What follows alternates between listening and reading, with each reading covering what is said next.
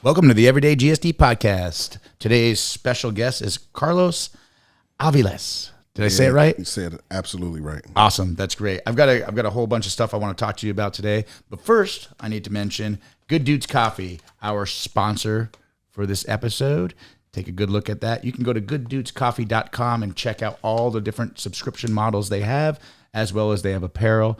If you haven't looked up their coffee yet, check it out, gooddudescoffee.com. Josh Bridges, former Navy SEAL, CrossFit athlete, is one of the founders of this company. Just a great dude. He was on episode 31, I believe, a little while back, and they are our official sponsor. Good Dudes Coffee. Check it out. If you need a little pep in your step, you want to get your morning going, drink some Good Dudes Coffee. Okay. Wait, don't forget our discount code. Oh, sorry about that. And if you, of course, go there, Everyday GSD 10 gets you 10% off your order. And I highly suggest you buy a bunch of it because you're going to burn through it. If you want an Everyday GSD, you need this in your life.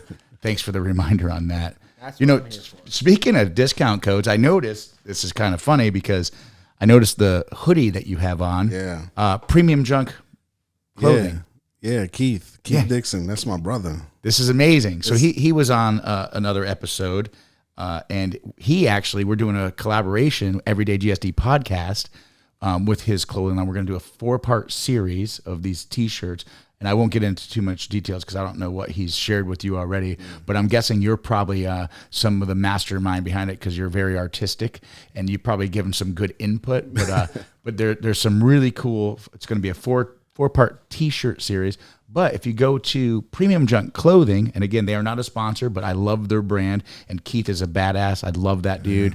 Everyday GSD 15, you get 15% off any of their clothing, and keep an eye out for their clothing, the 4-part Everyday GSD T-shirt series, which I believe is going to involve some skulls. And I just want to say, Keith, you're an asshole for not telling me about the 15% off. Fuck yeah. Oh, sorry, Mom. You didn't tell me you were coming on the show. You didn't tell me that if I used the discount code, I was going to get 15% off. I paid full price for this hoodie. And it's worth it, though. It is worth it. This is an incredible hoodie. It's well made. It feels good.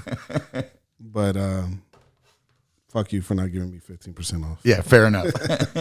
And hey, by the way, thank you for bringing that bottle. As you can see, we tapped into it already a little bit. I had to switch my drink because if I drink that, then Justin's gonna tell me that I'll be the new host of the show. Yeah, right? Halfway through. Yeah, you know, I'd like to think I have a pretty good tolerance of some alcohols, but I don't know if that's an alcoholic statement. But at the end of the day, when I drink those, it doesn't take as much. Yeah, I mean, it's 124 proof. Boom. So. And before we get into you, because we're just talking about that, there's a little history behind this bottle. Yeah, so I was working at a bar in Atlanta called Grant Park Social, and we were the only bar in the Southeast that got a barrel pick from Old Forester. So the owners of the bar went to the distillery.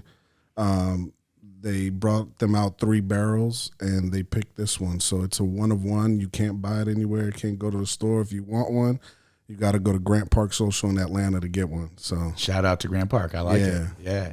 And I can tell you it's good because as you can see, I've already had a little the grin on my face. Justin's like, shut down the show. Shut down the show. Also, I want to do a little bio because we haven't got to that yet. Normally, that's the first thing we do, but if you're listening to the show, you don't get to see this amazing human in front of me, but he doesn't look like your typical guy walking down a street in the Midwest, we'll say, or on the East Coast. You have more than 2 tattoos. Yeah, a little bit. Yeah, a little bit more than that. A little bit more. And if you're watching the show, you can see what I'm talking about. But you've got a couple face tattoos, head tattoos, and your body's very tattooed. And but you're an extremely good human, and you're the stereotype.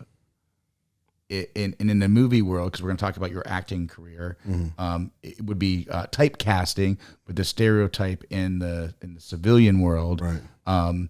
Maybe someone, when you're getting on the bus, someone sees you and they're like, "Oh shit, I don't want this guy to sit next to me because he looks like he's crazy," or they're like, "I want this guy to sit next to me because if shit goes south, this guy's going to fucking help me." Yeah. When really you're the kindest human there is. Thank you, I appreciate it. Yeah, that's what happens most of the time. The people that are brave enough to come talk to me, they realize that I'm I'm a good person. I'm compassionate. I have empathy. So it's funny when you see people and, like you said, like they clutch their bag or they cross the street or something like that, and they're like, oh shit, yeah. Like he has The crossing the street one is a good one. he has teardrops. He killed people.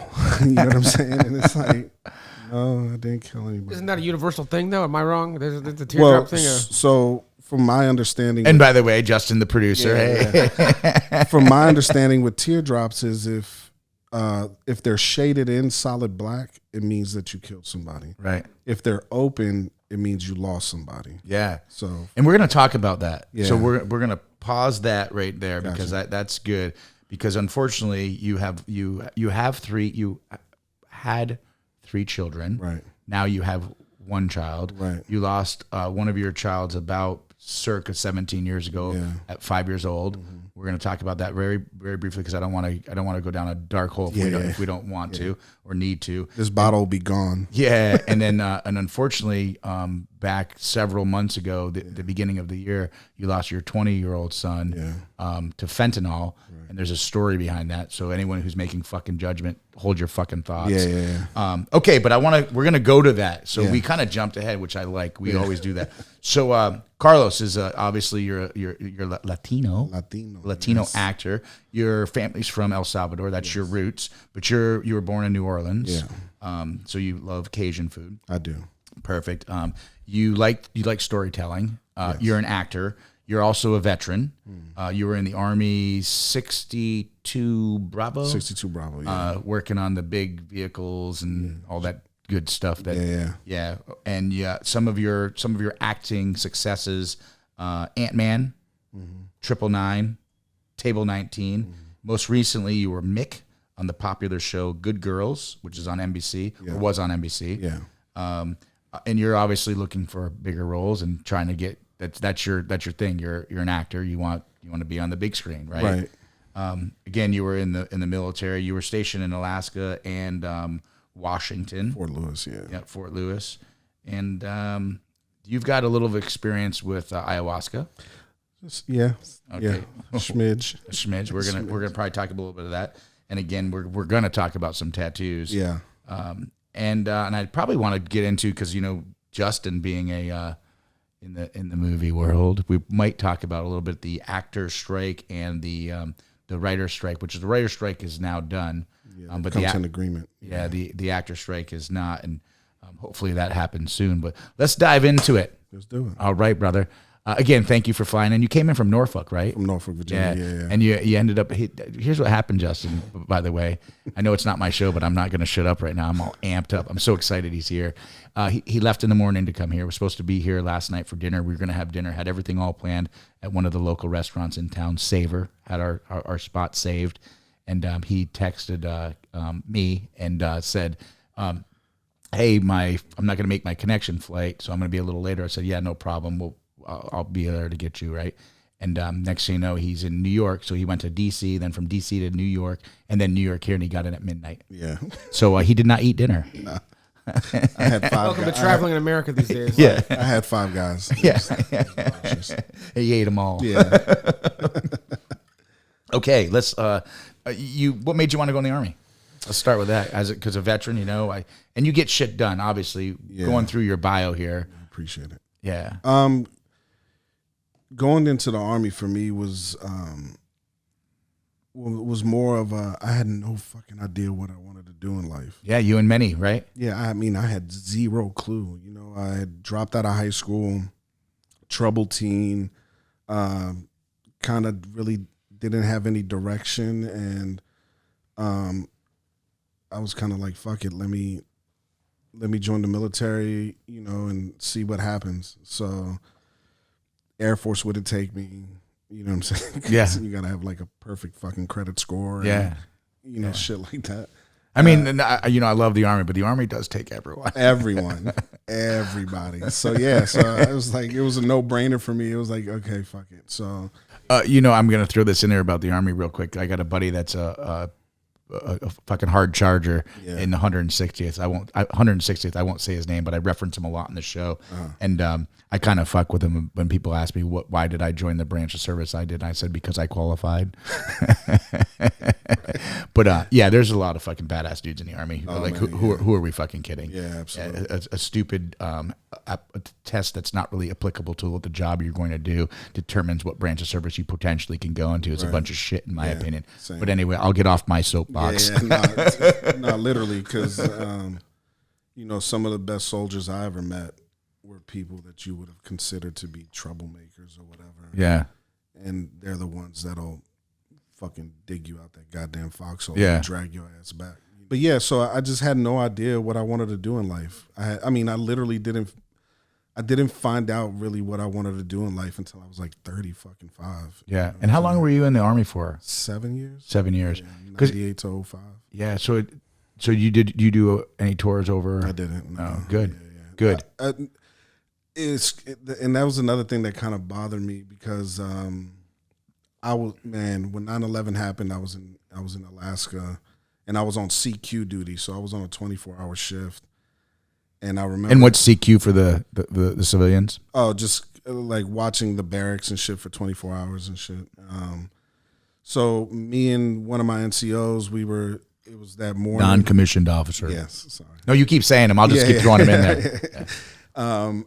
And watching the news, and I remember seeing the first tower smoking, and initially I thought it was like, is this the anniversary to the bombing that happened? What was it, in like 95 or 96? Yeah, something like that. Something like that. The one in the parking garage. Yeah, the parking garage. So I thought maybe it was like the anniversary and they're replaying it, and fucking saw the second plane come around, and I was like, holy fuck. Yeah. I remember calling our commander, and that 24-hour shift ended up becoming a 72-hour shift, and we were pulling gate duty. I'm sitting on top of a Humvee with a Mark 19 in Alaska. Yeah. And then they did deploy us up north to guard the oil pipelines. Yep, because that was a target. Yeah. Yep. So we were up there, and you talk about fucking cold. Yeah. Because I used to live in Kodiak, Alaska, with my buddy Leon Lester. If you're listening, Leon, big shout out. Yeah. He lives out in San Diego now. It's a fucking great dude. Yeah. But anyway, I love Alaska. Big difference, San Diego from and there's a big difference from Kodiak and way up north. Absolutely. Yeah. You know what was crazy? What I always found funny is being stationed in Alaska was we did cold weather training in fucking New York. They would fly us from Alaska to Fort Drum to do cold weather training. And I think it's just because it's a different type of cold, right? Like, Oh, no, I know. I think New York is just so much like wetter and fucking, like it gets in your fucking bones. Yeah. I did an ice rescue training. I was one of the instructors, and we did a video for it. And it was actually on like Dateline or 2020, one of those shows back in the day. Yeah. And so they took a chainsaw and cut a hole in the ice. And while they were figuring everything out, putting the set together, it froze back over. They're like instantly, yeah. Yeah. Fucking nuts. Yeah, that's how fucking cold it gets. Yeah. But Alaska's fucking cold. No, it is. You grab a hot cup of coffee and throw it in the air and watch that shit turn into dust before it hits the ground. But not good dude's coffee. Yeah, not good dude's coffee. That shit'll stay hot. Melt the ice. Oh, shit. But yeah, so I was out there, and then, when 9/11 happened, I volunteered so many fucking times. I wanted to go. Yeah. So fucking bad. And the process would start, we'd start going, and then for some reason it'd pull away. Yeah. Right? And then got to Fort Lewis, and I was with a 21st Cargo Transfer Company out of Fort Lewis, and we were working on the strikers and shit like that. And I was like, fuck it, I'm going to go with Fort Lewis then. And same thing. Something happened, they pulled us back. And then I got out the military, and I was like, fuck it, I'm going to do contract work. Started the whole process of doing contract work. Had my date to fly out to Texas to get all that shit done and then fly overseas. The day I'm supposed to fly out. What was the company? Can you tell me? I can't remember the name Texas, of the was it DynCorp? It might have been DynCorp. Yeah, it was a while. It was a while ago. Yeah. This was 2006. 2000 in the height of the contract. Yeah. Because I did a little stint with DynCorp. Okay, yeah. So I was supposed to go to Texas. Yeah. To do all my in processing and all that shit, and then we were gonna go over. And November 29th, I was supposed to fly out, and that's when my son passed away. So right, it was kind of just like, that's your 5-year-old son. My 5-year-old son, yeah. Right. So it just he passed away because he had an asthma attack in his sleep. Yeah. Asthma attack in his sleep. And a personal question, is that one of the teardrops? Yeah. So the 2 teardrops are one for my son. So I'd say, they say you want to make God laugh, make a plan, right? Like have, Justin's shaking his head. Yeah, you know what I'm saying? So a month before my son passed away, my cousin passed away. She was attending LSU, driving back home to see her family in New Orleans, my aunt and my uncle, and she got into a car accident and passed away. And we went to the funeral and stuff like that. This was a month before my son passed away. And we all have these like saved responses in our head as far as like when we're dealing with people that are grieving. Oh yeah. Because people are really uncomfortable. You just don't know what the fuck to say to somebody. Yeah. Well, you don't want to say the wrong thing. Right. You don't want to say something that seems insensitive. Right. But you also don't want to say something that seems like you're over the top. Right. You just don't know what the fuck to say. Yeah, you just don't know what to say. So I remember going, and looking at my aunt and my uncle and just being like, everything happens for a reason. The default responses. Yeah. She's in a better place. She's in a better place. Yeah. God has a plan. Blah, blah, blah. You know what I'm saying? And then a month later, they came up to you and said the same fucking thing. No, and then a month later, I'm fucking eating my own fucking words. Yeah. And I'm like, fuck. And that's when it clicked for me. That's when I realized people respond with thank you because they know that you're coming from a place of love. But really in the back of their head, they're kind of like, have you been to this better place? Yeah. If not, then shut the fuck up. Yeah. You know what I'm saying? Like, oh, yeah. Do you know the reason? If not, shut the fuck up. Yeah. And I had to eat that shit. And I remember just like at that moment realizing that I would never say that to anyone when they're grieving. All I'm going to say is, I am so sorry for your loss. I am here for you in whatever capacity you need me. Yeah. Remove my fucking ego and say whatever you need. If you just need to sit here and not talk for 3 fucking hours just because you want to be next to somebody, I'm down. Yeah. If you want to drink, whatever you want to do, And that's deep. Yeah, because and that's the thing is like I think ego is what tells us, oh, we have to say something, we have to do. No, they're grieving. You let them lead the way. Whatever they decide they want you to do for them, then that's what you do. You know what I'm saying? Yeah. But until then, shut the fuck up. Yeah. That's a good message. Yeah. I want to get into ayahuasca, but not yet. Okay. And the reason I say that is because you made a comment and you said, leave your ego at the door. And one of the things from prior to us recording today, we were talking a little bit about ayahuasca. Mm-hmm. And one of the things that it did for you is it helped you with get your ego in check. Oh, it killed the ego. Yeah, right. So let's make sure we don't forget. I should write a note down. That shit's getting to me. Man, what? I'm like, ayahuasca. Yeah. Bye, Mom. I'm out. No, I'm just kidding. Oh, but I do want to touch on that. Okay, so because we're talking about your unfortunately the 5-year-old son from almost 17 years ago. Yeah. Let's talk about your son that recently passed too, because we'll talk about that, and then we're gonna keep steaming. Yeah, absolutely. Yeah. So your 21-year-old son, 20. Yeah, he was 20 years old. Yeah, he was about to go in the Air Force, right? Yeah. We he had passed his ASVABs, he had passed his drug test, he was in the process of joining the Air Force, and so he had a plan. Yeah, good kid. Yeah. Well, I mean, it was one of those things where kind of like my situation, he didn't know what the fuck he wanted to do either. You know what I'm saying? Like everyone. Yeah. You know what I mean? And like, and for me, I think the best idea for any young kid that doesn't have a plan or the finances to just be like, I'm gonna go travel Europe for a year. You know what I'm saying? Yeah. join the military. You know what I'm saying? Air Force, Navy, Coast Guard, fucking Space Force, whatever. Yeah. You know what I'm saying? Yeah. Sign up for 4 years at the minimum. Yeah. And in those 4 years, in a blink of the first 2 years are training. Yeah. The next 2 years you'll be at a duty station or whatever, and you're gonna blink and it's gonna be fucking over. Yeah. To either save up some money or to figure out what the fuck you want to do, or make a plan. You know. So he's getting ready to go in. He passes his ASVAB. He's excited.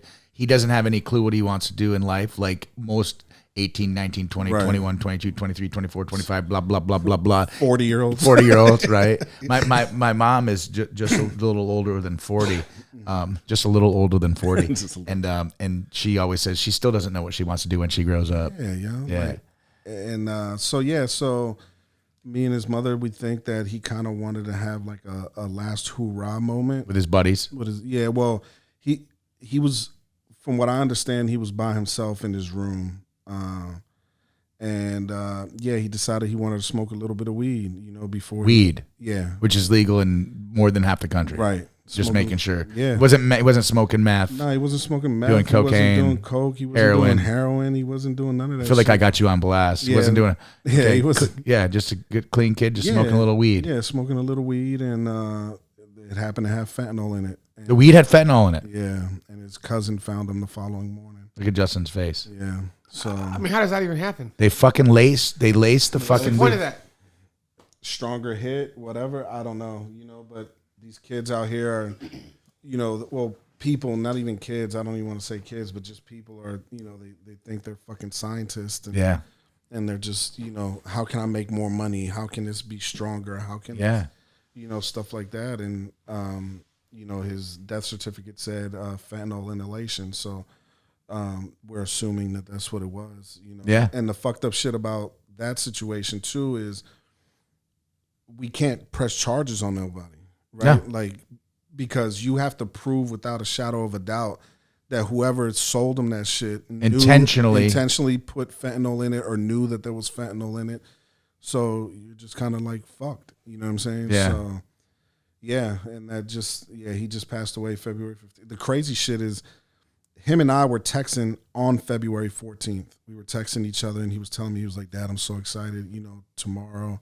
And I'm like, yo, he was like, I'm going to meet up with the recruiter. We're going to swear in. We're going to do this. We're going to do that, you know, this, that, and the other.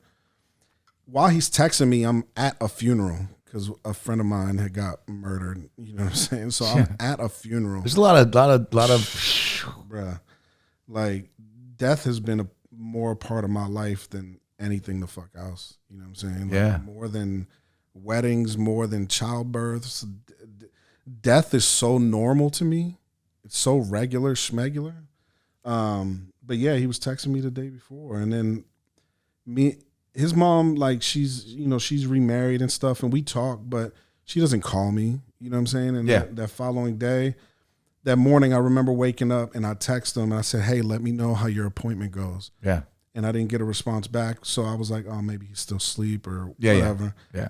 And then the phone rings, and it's his mom, and she fucking told me. Wow. And I was like, "Fucking Christ!" And then ego shows up again, right? Yeah. Let me tell you how fucking take a drink. Take a drink. Yeah. Ego's a piece of shit. Justin, you take a drink too after that story. So then ego shows up again, right? And cheers. Thank you. So ego shows up again. And Carlos, you're all right. You're going to be okay. You've been through this before. You know what you need to do to get through this shit. And you know what not to do to get through this shit, right? But it was so fucking different. When my oldest son died, Javier, it was a sadness. It was a lack of understanding. It was things like that. Confusion. Yeah. When Cameron died, it was so much anger. I was so fucking mad at myself, at God, at him, you know? Like, why the fuck would you do this? Your life was about to change. Yeah. Why? And it was so fucking different, you know? And so I had to make some changes, you know? And funny that, you know, you had Keith on here, but if it wasn't for Keith, if it wasn't for my support system, Keith was like, bro, look, I know you're going through a lot of shit. Yeah. Come to Wisconsin. Come stay with me. I got you. And I went. That's what friends do, right?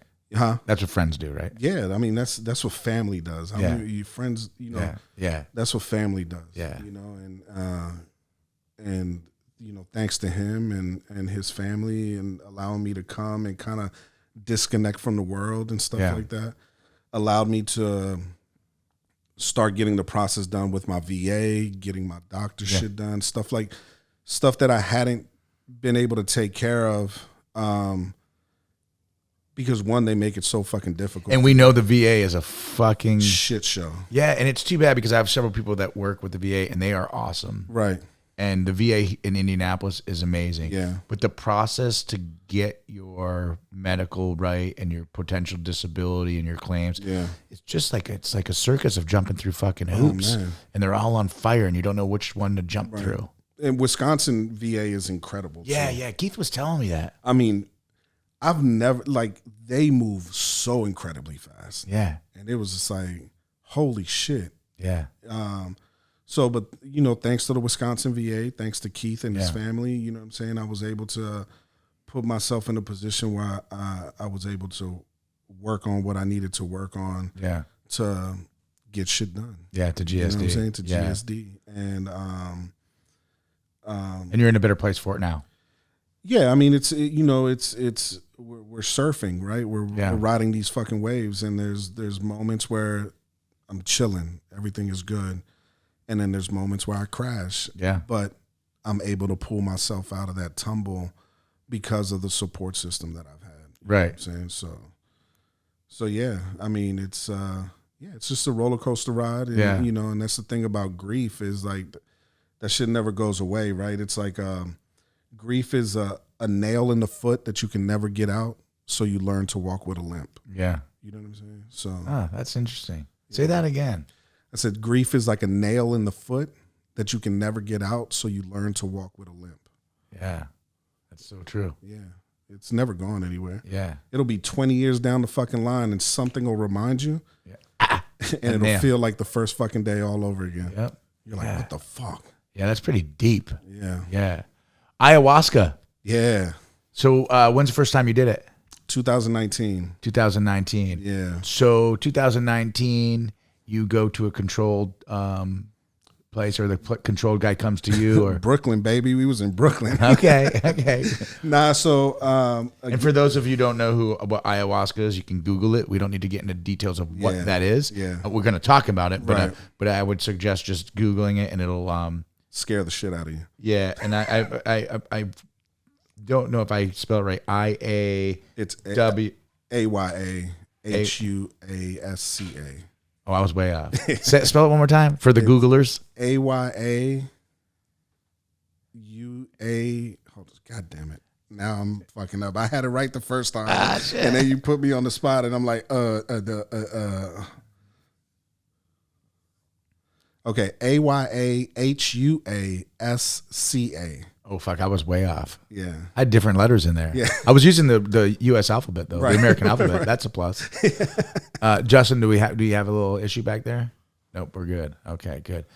So this is 2019, you do ayahuasca in Brooklyn, baby. In Brooklyn, baby. We was in Brooklyn, and I was fucking terrified, right? And if it wasn't for my friend, her name is Natasha, and she's the one who kind of introduced me to the thought of I had heard of ayahuasca prior to Natasha, but she's the one who kind of, again, it's like these angels on earth, these people that are here to pull you out your shit. You know what I'm saying? Yeah. And I won't get into detail of what was happening that particular day, but Natasha calls me. She was like, hey, let's go have a few drinks and smoke some hookah and let's talk. We haven't talked in a while.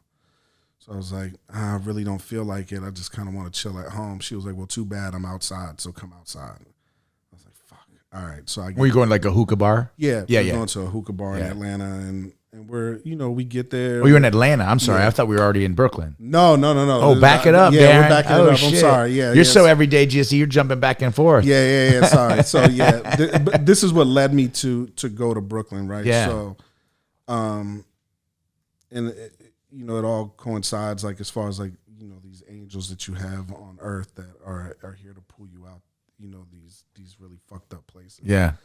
And Natasha was one of them, right? Like, so we're at the hookah spot, we're smoking hookah, we're chopping it up, and she was like, I just came back from Peru from doing ayahuasca, blah, blah, blah. And I was like, oh shit, that's crazy. I heard so much about it. Tell me. Because that's what most people do. They go to South America. They go to Mexico, Peru. Yeah, they go to the Amazon jungle where it originated from. Yeah, yeah. And they do like a fucking 3-day like immersion. Yeah. Let's go to different dimensions type shit. Yeah. And she was like, you should do it. And I was like, I don't fucking know. I don't want to go to Peru. Yeah. I just didn't want to go to spiders. Peru. Right. Anacondas. No, but yeah, I was just like, and I was like, nah, I really don't have. She was like, well, we got the shaman coming to Brooklyn. The what? The shaman. The shaman? The shaman, yeah. Okay. Yeah. The shaman, he was, and I'm going to get into that shit too. I can't wait. It's funny. So so say shaman again. Fuck it. Shaman. So she was like, well, we got the shaman coming to Brooklyn, and I think you should come with me to do it. And I was like, I'm trying to find every excuse to not do this shit. Right. And I was like, when are you going? She was like, next week. And I was like, fuck. I don't have the money to buy a plane ticket, hotel, anything like that in that short of a notice. She was like, do you want to do it? I said, yeah, if I had the finances to do it, yeah, sure, fuck it, I'll do it. She paid for my plane ticket and got the hotel right there on the spot. Bam. It was almost like she knew that I needed this shit to happen. She had no idea, I mean, she knew about, my son, but she didn't know that I was at my breaking point. Right. And I'm going to pause you for a second for anyone who's listening that hasn't yet Googled this. So this isn't a drug that people are just going to get high. Right. So this is a drug that is potentially a lot of former special operators, a lot of people that have been through trauma, they do it because it's going to open up their mind and hopefully have some sort of healing prospects that will allow them to look at life through a different lens. Right. So if you're listening to this and you're Googling, make sure you Google the effects that it has on people with PTSD, trauma. Right. Yeah, I just wanted to share that because I know my mom's probably like, what's ayahuasca? Right. Darin smoking that ayahuasca these days? And it's actually a shot. It's a drink. And okay. But also wouldn't go as far, like, I personally don't like calling it a drug. To me, it's a plant medicine. Yeah, which it is. Yeah, it's a plant medicine. I think the word drug has such a negative connotation. True. Right? Like when people say drugs, the only thing we picture is the fucking eggs in the frying pan. This is your brain on drugs. Oh my God, remember that commercial? Yeah, you know what I'm saying? Like, so, but yeah, it's a plant medicine that derives from a root from one plant and a leaf from another, and when they brew it together, it creates ayahuasca. And the indigenous people of the Amazon have been doing this for thousands of years, and but yeah, so anyway, we go to Brooklyn. I end up going, we go to Brooklyn, and we walk into this dance studio in Brooklyn, and everybody's in there in like fucking white linen, all namaste and shit, and fucking. And you come in looking like you? Yeah, and I come in looking like me. I'm in a fucking hoodie and some sweatpants and shit. Everybody's all meditating and shit, and sage and fucking Palo Santo and all. And prior to doing this shit, I had never done meditation. I had never done any self-help shit because it just wasn't in my culture to do that. Right. Like, I didn't fucking know. Like, I'm Latino. We come from like this machismo fucking, like, men don't do that shit. Yeah. You know what I'm saying? So prior to that, I didn't do that shit either. And so I get in there and I'm looking around and I'm like, what the fuck am I doing here? And then I'm thinking shaman, right? Peru, Amazon jungle. I'm like, this dude's gonna come in like indigenous, some indigenous fucking garments and shit like that. The costume. Bro, it was the Peruvian Sean Connery walks into the fucking room and he's our shaman. He's the best looking Peruvian fucking dude I ever seen in my life. He got a salt and pepper beard and it's fucking well manicured. He got a fucking Rolex on, got crisp fucking jeans on and shit. I'm like, what the fuck? This is not what the fuck I expected. And I've got the image of the guy, Justin. I swear to God, he's like a Peruvian Sean Connery. And I wrote it.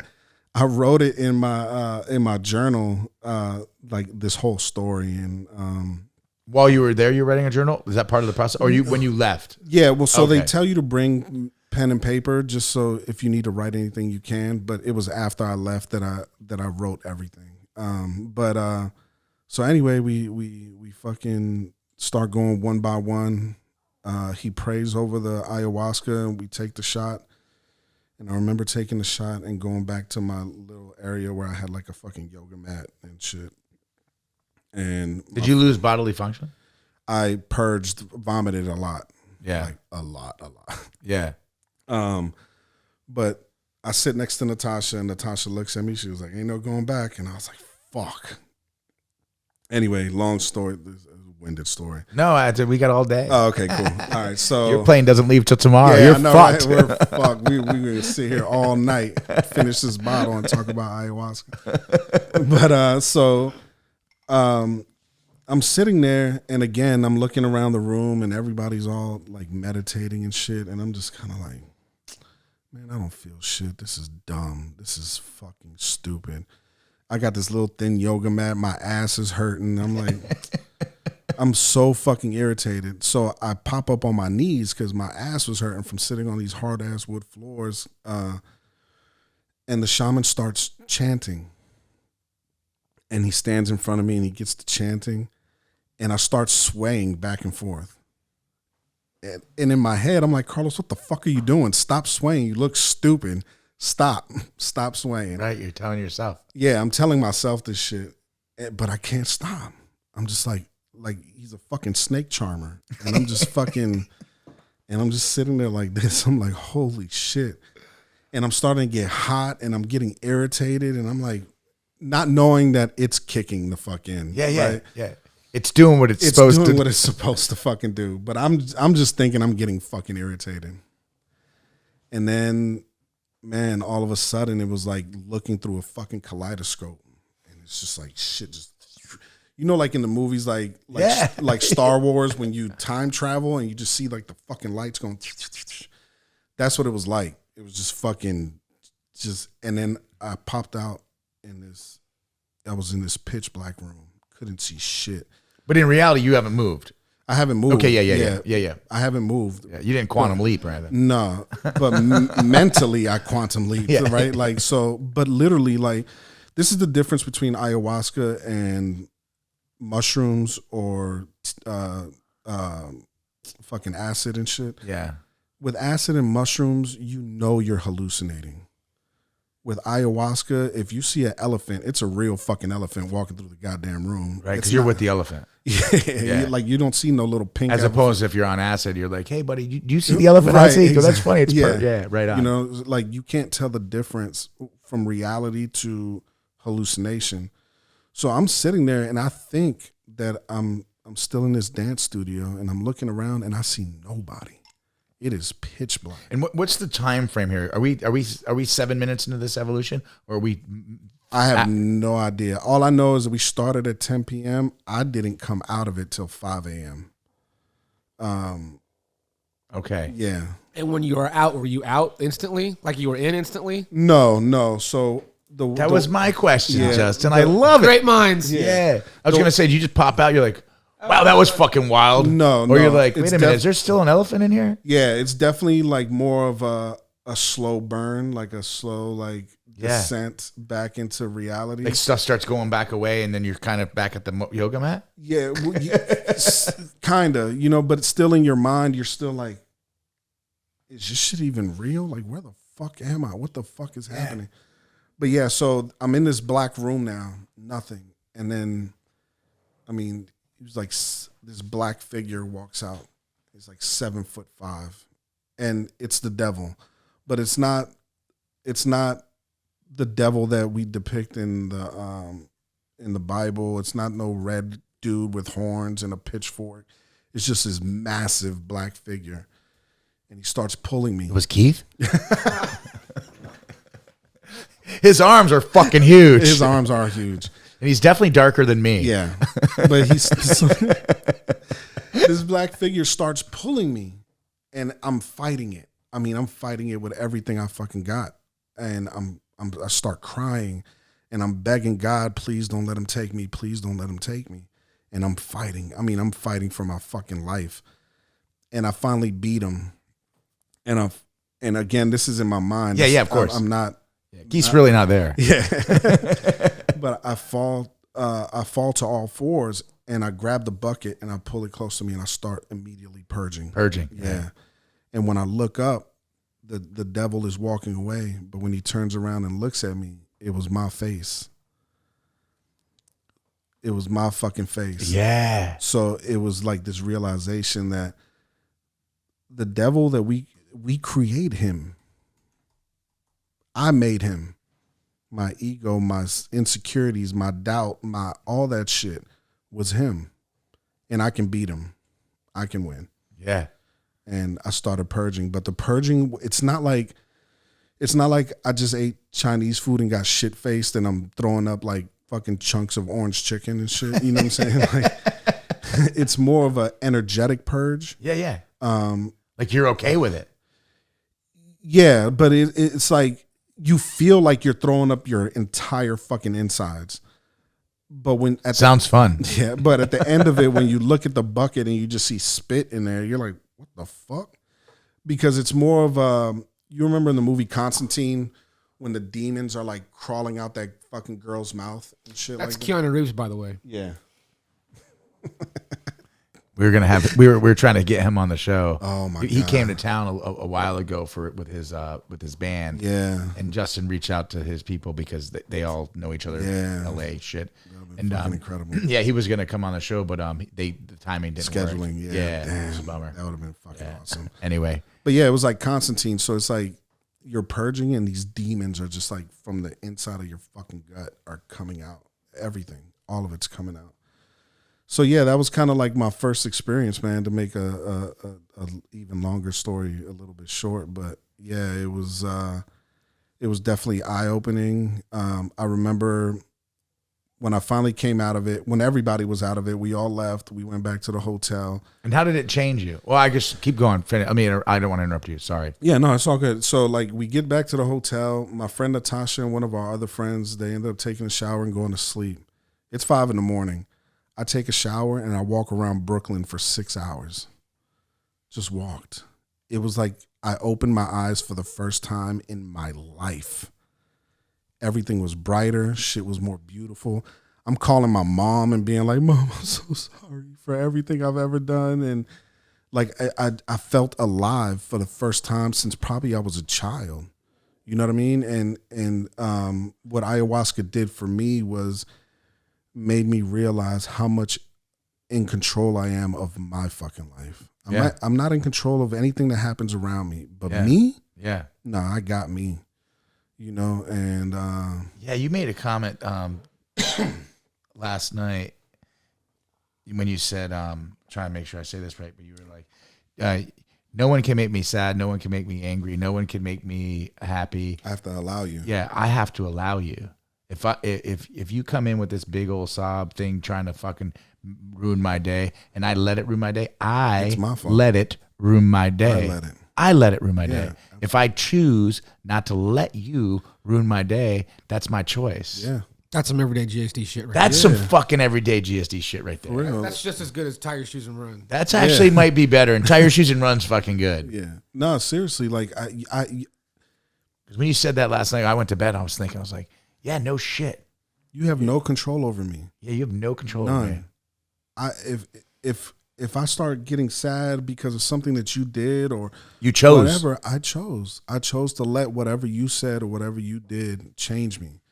And Mike Tyson said it. You are no longer my enemy. You are now my master because I've let you change me.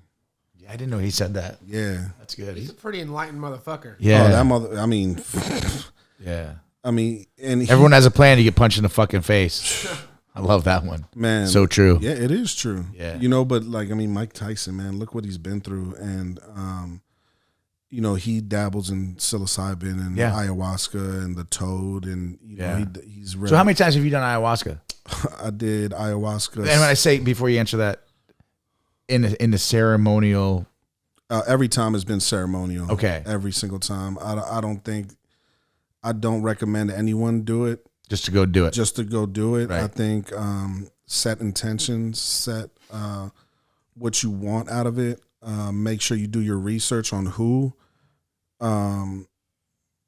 But it's not something that you just do at home chilling. Right. You know, 'cause, you this isn't you just open up a bottle of wine, you're just fucking chilling with some ayahuasca. Yeah, nah, fuck no. Because I mean, the shaman is there for a reason, and the songs that they chant and they sing are actually guiding you through your journey. Right.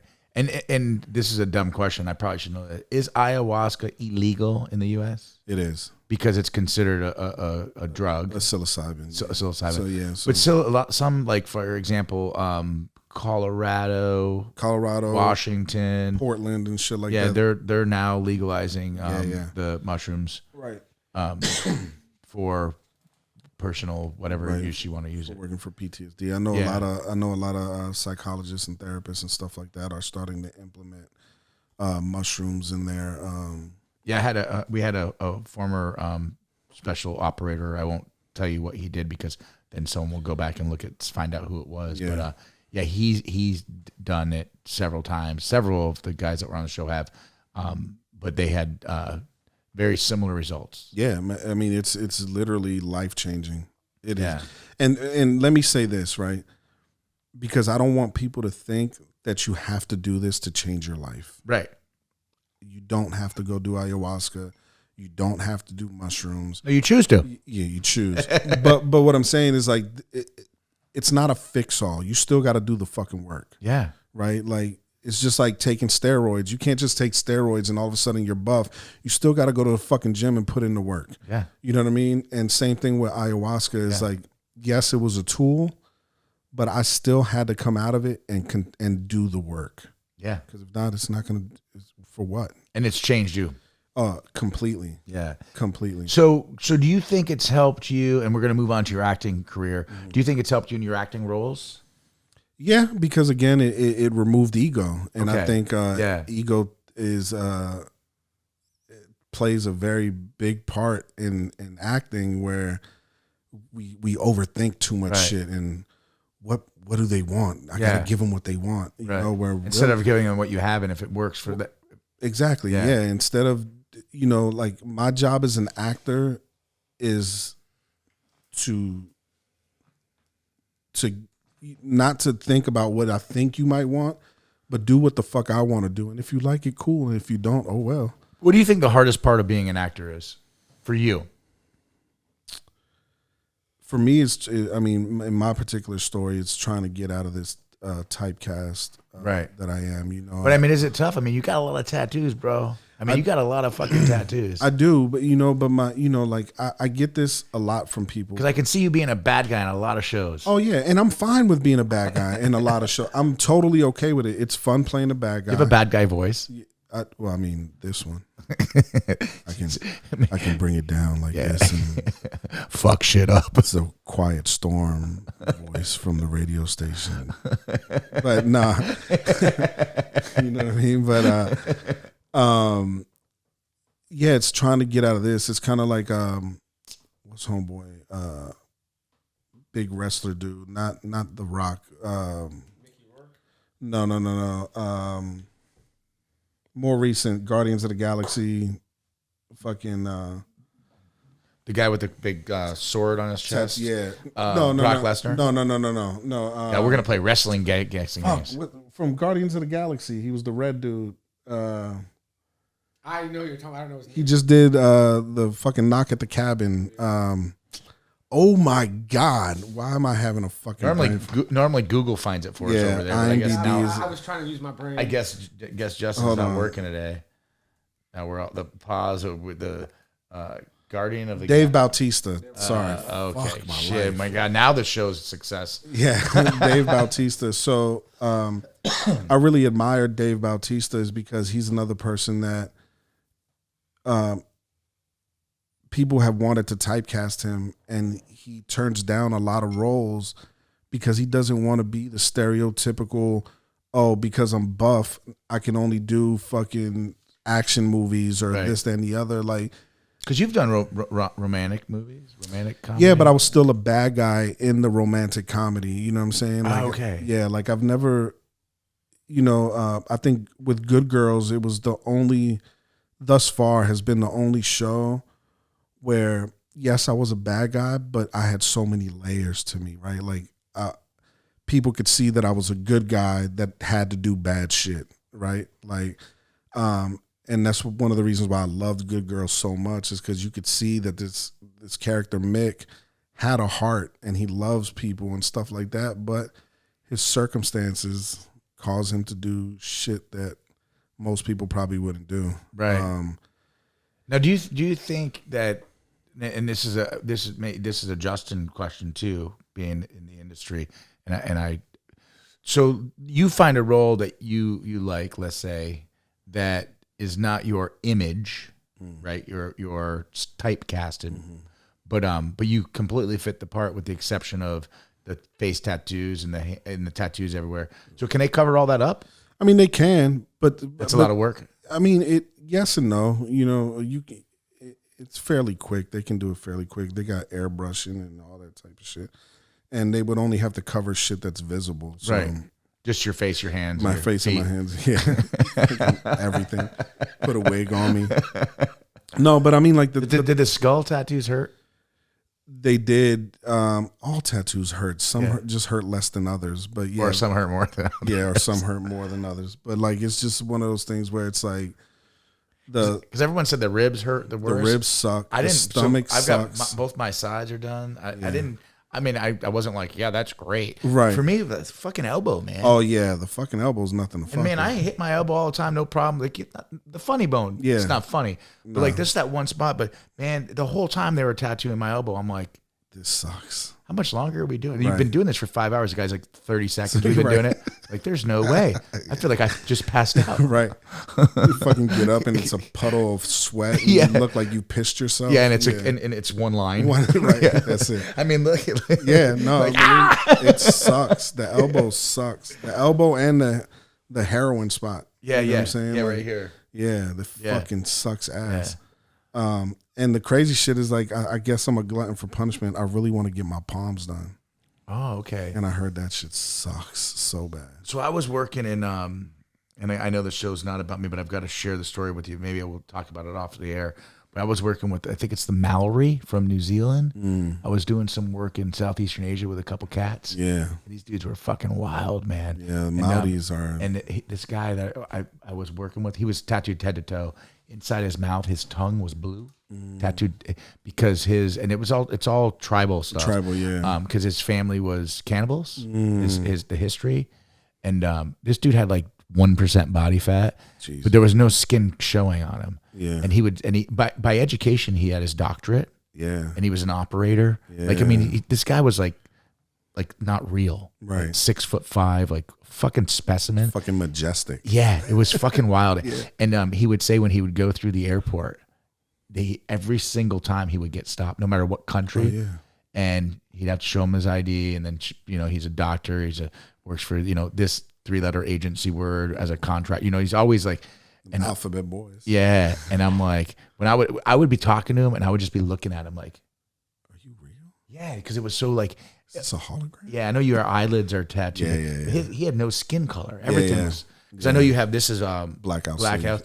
Yeah. But anyway, it's wild. It is. Yeah. I mean, for me, it's a beautiful thing, man. I think, and it's always funny because people come up to me and like, "Do they all mean something?" I'm like, "Fuck no, no, they don't." Some of them are. Me and my friends were drunk as fuck, and we stumbled across a tattoo parlor, and we got some shit done. Yeah. What I do tell people is that they all don't mean anything, but they all are attached to a memory. They symbolize something. Yeah, they don't.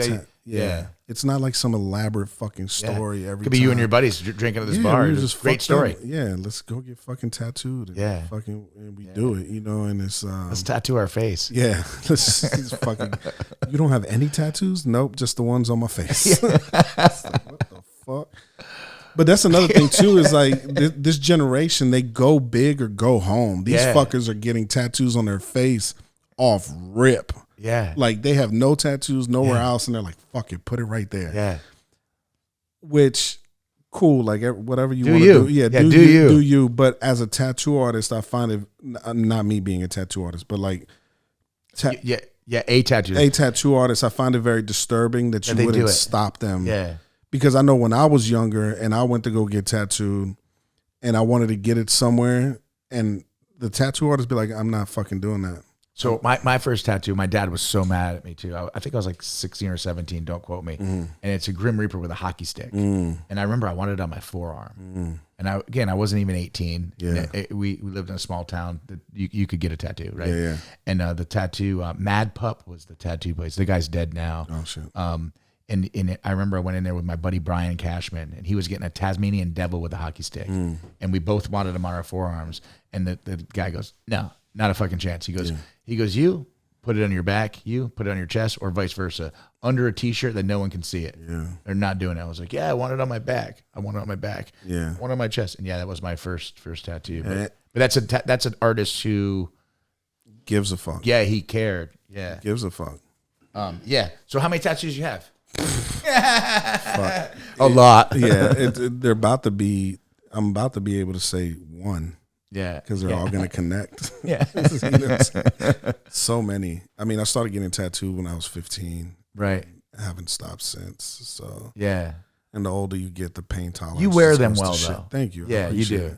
And your personality, it's funny because, you're being typecast, or people that don't know you before they talk to you, they look at you and probably think, holy shit, who's this fucking crazy dude? Yeah. But as soon as the words come out of your mouth and you start talking to you, you're like, you can tell you're a good human. Thank right? you. I appreciate it. I mean, I think people fail to realize that we're all both.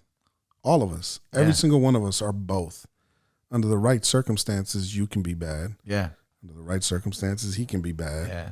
You know what I'm saying? Me too. Yeah. We are both. It's like that story with the we both have two wolves inside of us. One's a good one, one's a bad one. Yeah. And it's like, who wins? Well, the one that you feed. The one that you feed. The one that you feed. That's another good one. You know what I'm saying? And it's just one of those things where it's like, you can feed the bad one,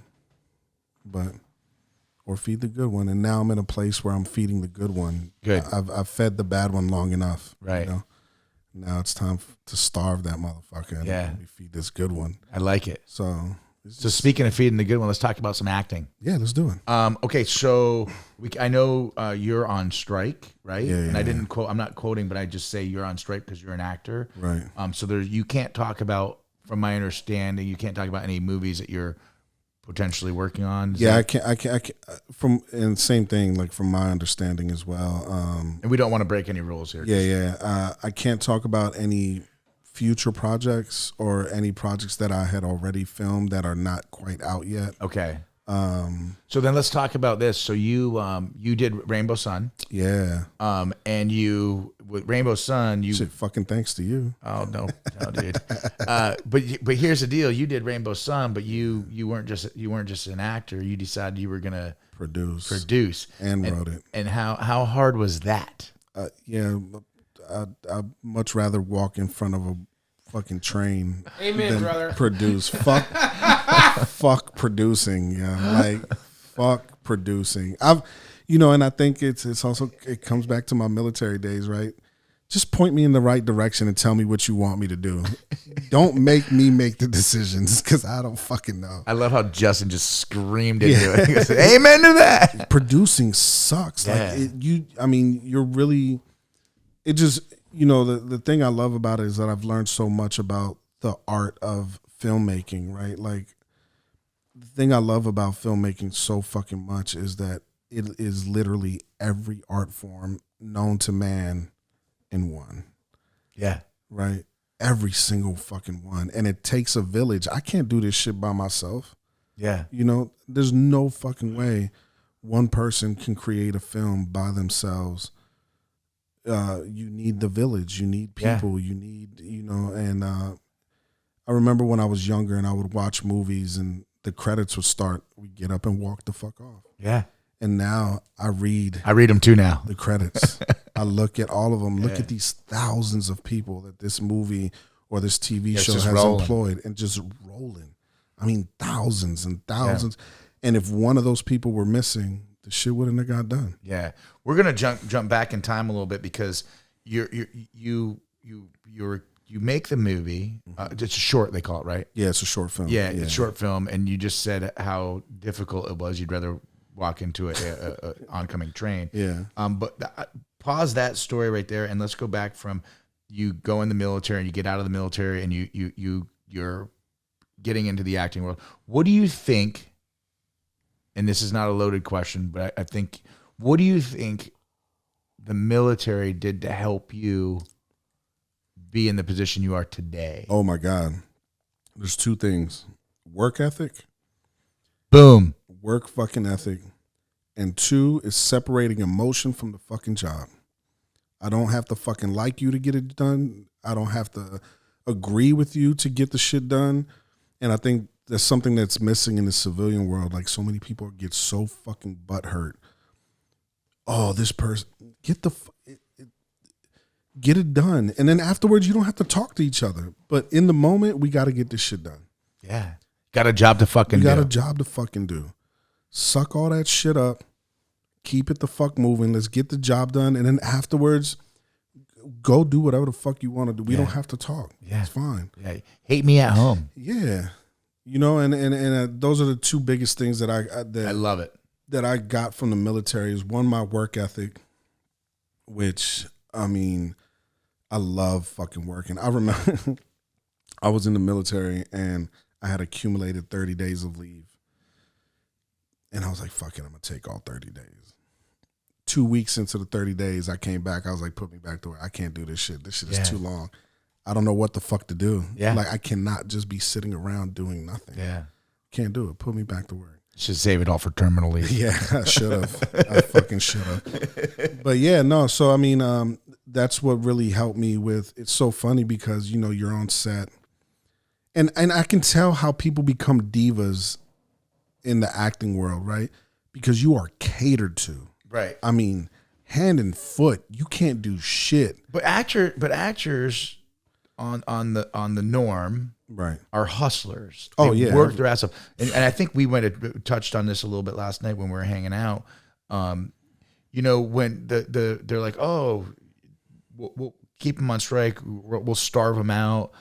That's not gonna happen, because at the end of the day, and this is a little bit of my opinion, but some that you said last night, at the end of the day, there's a small percent of actors that are extremely successful, right?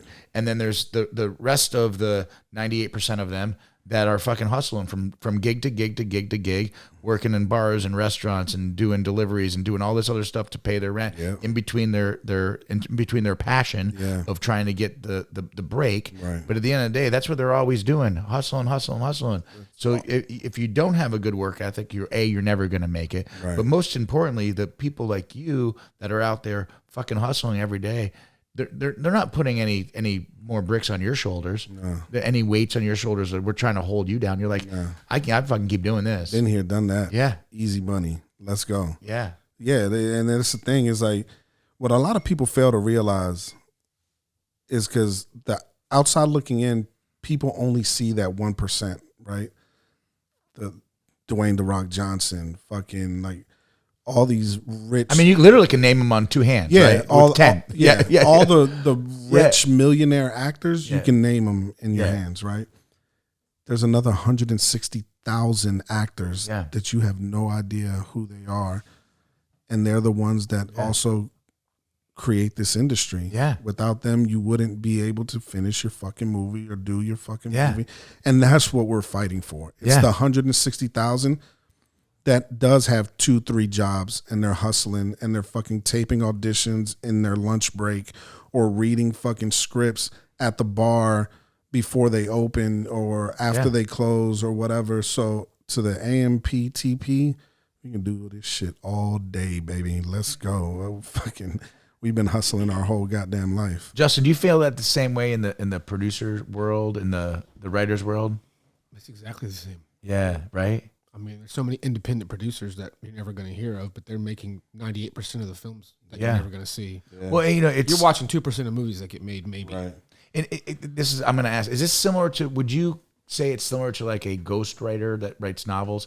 So you have someone like, we'll say, Jocko Willink, former Navy SEAL, he's got several books out, but someone's writing those books for him. That person that's writing those books for him, and if Jocko ever hears this, he's like, I wrote those fucking books. Maybe he did. Could be a bad example. Right. Pretty sure someone else wrote them for you, or they collaborated with you on it. It's your story, but someone's helping you with it. But that individual's writing that for several other people. So but that's the person that's the hustler behind the scenes that you never know about.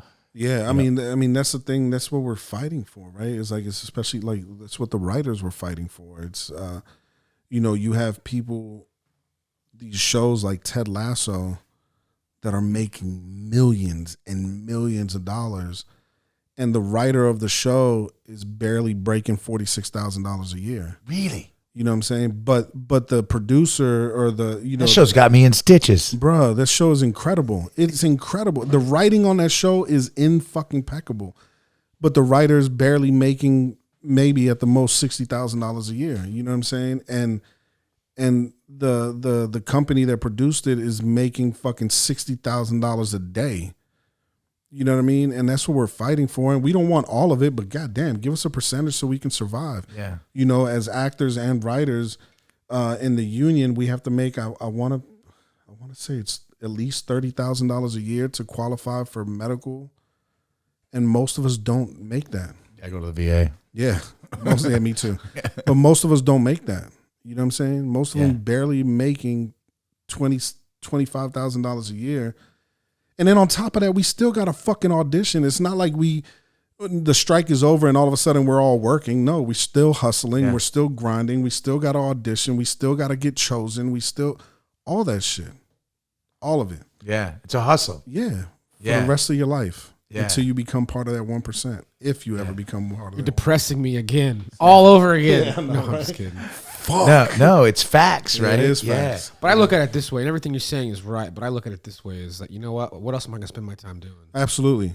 No, I'm happy and lucky to be able to spend my time you're both in that hustle. Well, you guys, absolutely. You're both very gifted. So, and when I say gifted, sometimes that's an insult to people because they're like, man, I work my ass off for this. But you've worked your ass off with a skill that you were able to hone in. And I'll reference like a sniper, right? Someone's like, yeah, he's fucking amazing. Well, yeah, he or she is an amazing shooter, but they practice and practice and practice to become 10,000 hours, baby. 10,000 hours. 10,000 hours, baby. Yeah. And that's the thing. It's like, and I think as creatives, that's why you have to appreciate the journey and not the destination. And maybe in life in general, appreciate the journey. And not the destination. Because there's really no destination. You know what I'm saying? I've adopted that philosophy lately. Yeah. Say that whole thing one more time. I like it. I like people to hear it twice. Yeah. I mean, you have to appreciate the journey and not the destination because there's really no destination. And as creators, for me, yes, I would love to be able to make millions off of the stories that I tell and I create, right? I would love that. But that's not what I'm doing it for. Right. I'm doing it because I love the art of storytelling. Yeah. You know what I'm saying? And if I can leave something to this world of myself, it's that. Yeah. And whether 1 million people see it, 2 billion, 1,000, 3 people, I don't give a shit. I just want to create for the rest of my life. I was talking to this girl the other day, and she was like, do you ever think about retiring? I was like, fuck no. Retiring from what? I don't work at a fucking steel mill. I write. You know what I'm saying? Like, I will write for the rest of my life. No, I don't think about retiring. I don't know. Because my job title is a creator, and I will create until the day I die. So I like that. Yeah. I was just reading this thing with Michael Caine. He's retiring from acting because he says you can't have leading men in their 90s. Yeah. And I'm thinking to myself, as soon as I read that, I'm going to write a fucking movie with a 90-year-old leading man in it. Fucking right. Yeah. I mean, it's so funny he'd be that short-sighted because he's such a successful Right. actor and, he's had a great career. Well, how old was Clint Eastwood's last movie? Isn't he like 85, 90 years old? Well, he's retiring from Eastwood- directing. That's a different whole thing. Well, he was acting in the movie too. What was that movie? He's like this old dude, like Yeah, some drug smuggling or something. Oh, yeah, right. I auditioned for that movie too, by the way. Nice. And my friend who plays oh my God, Rio on Good Girls. That's getting you. That's getting Yeah, you. it is. It's that 124 proof. Manny Montana was the one who played the role that I had auditioned for as well too. Nice. It was called The Mule. The Mule. Yeah, that's it. The Mule. But Clint Eastwood's like 215 years old or some shit. Like, Yeah. he's been doing this shit for fucking Yeah. yeah. It's Like insane. I remember when I was a little kid, Dirty Harry was a badass motherfucker. Yeah. And then as an adult growing up, Dirty Harry's a badass motherfucker. Yeah. He's still still the fucking same. still the same. Still the same. Oh, shit. But yeah, I think I will create for the rest of my life. I love it. In whatever aspect that may be. You know, Yeah. I love it. You know, when I first got into this business, I had, and again, I didn't think these things were attainable for somebody like me, right? Right. My definition of life at the time was Because you were in the right headspace, right? no, not at all. Because now you know that's not true. Right. But I was like very much so like get a job, have a family, and that's it. That's life. Because right? you're your own fence. Yeah. You're your own fence. And I was working at a nightclub in Atlanta. This is 12 years ago, 13 years ago. Baby Powder and Glitter nightclub? Yeah. Just saying. But I was My mom's like, what's that mean? yeah. Don't go to Hotlanta. Don't. But these two ladies were walking past, and again, I didn't think this shit really happened. And they were like, "We're in town filming a movie. We think you'd be perfect for it. Do you mind if we get your information?" And I was like, you know what? Fuck it. What I got to lose? It's either an experience or whatever, Or a scam.